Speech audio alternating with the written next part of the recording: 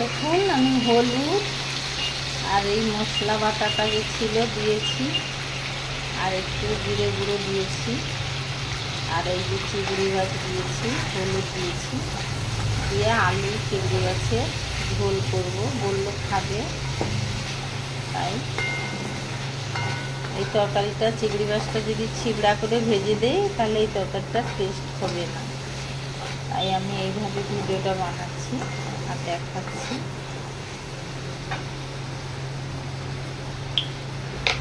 আর একটু তেল লাগবে,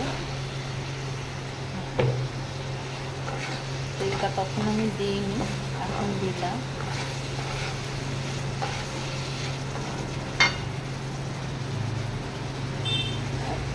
নুন ওতে দিয়ে দিয়েছি, চিংড়ি মাছে মাখানো ছিল, তাতেই হয়ে যাবে।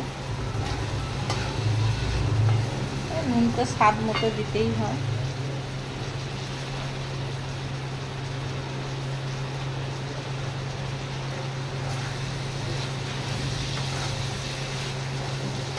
চিংড়ি মাছটাই মশলার সঙ্গে ভেজে যায়, খুব ভালো হয়ে যায়, তাতে চিংড়ি মাছের টেস্টটা থাকে।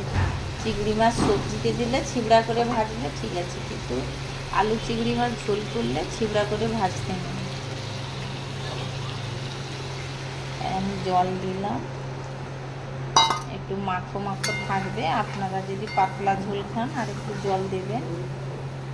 এটা চিংড়ি মাছের ঝোল, অল্প একটু ফুটলে হয়ে যাবে, আলু পাতলা করে কাটা আছে।